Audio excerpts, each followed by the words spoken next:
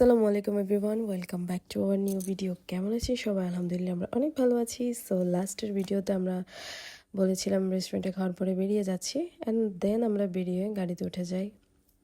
এরপরে এই তো এই ব্রিজটা আমার অনেক বেশি ভালো লাগে। আমি যতবার এই ব্রিজের উপর দিয়ে যাই আমি একটা না একটা ভিডিও তো বানাতেই হবে। আর এটা বোধহয় কাশপুর ব্রিজ। এরপরে আব্বু মাসাবের জন্য চকলেটস, কেক, তারপর অনেক রকমের কুকিজ নিয়েছিল। মানে মাসাবকে নিয়ে গিয়ে ওর পছন্দ মতো সব কিনেছিল। এরপর বাসার জন্য কিছু বিস্কিট নিয়েছিল।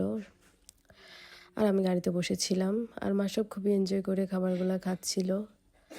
আমরা প্রায় অনেকক্ষণ এখানে বসার পর আবার রওনা দিলাম। ততক্ষণ আমরা প্রায় চলে এসেছি। আর মাঝপথে অনেক বেশি বৃষ্টি হয়েছিল, পরিবেশটা এত বেশি সুন্দর লাগছিল। এরপরে বাসায় গিয়ে আমি আব্বুর জন্য রান্না করা খাবারগুলো আম্মুকে দিয়েছিলাম। আম্মু গরম করে দিয়েছে, অ্যান্ড গরম করার সাথে সাথে আমার ভাই বোন টেস্ট করছিল, বলেছে অনেক ভালো হয়েছে। এরপর আমার বোনের জন্য যেসব গিফটস এনেছিলাম ও গিফটসগুলো দেখছিল। ওর জন্য একটা পেন্সিল বক্স এনেছিলাম, ওর পছন্দের পিঙ্ক কালার, সাথে ডলগুলো ছিল। ছোটোবেলায় আমিও এই ডলগুলার থিমের ফাইল, বোর্ড এগুলো ইউজ করতাম। এরপরে কালার এনেছিলাম, ও এই ধরনের কালারই ইউজ করে, তাই আমি এইগুলো এনেছি। আর এগুলো খুবই ভালো কোয়ালিটির। সো ওর পছন্দ মতো সব কিনেছি। আর আমার ভাইয়ের জন্য এই গিটারটা গিফট এনেছি। এটা কোনো উদ্দেশ্য ছাড়াই ওদের দুজনের গিফটগুলো, মানে এমন না যে কোনো একটা উদ্দেশ্য করে দিয়েছে। ওদের বার্থডেও না, অন্য কিছুও না, জাস্ট ওদেরকে সারপ্রাইজ দেওয়ার জন্য আর একটু মন ভালো করার জন্য দুজনেরই। আমার ভাইয়ের শখ ছিল গিটারের, তাই ওকে সারপ্রাইজ দিলাম। এরপরে আব্বু খেয়েছিল, সবাই খায়, আমার কাকারা, জেঠুর জন্য দিয়েছিলাম, দাদু, সবাই খেয়েছিল।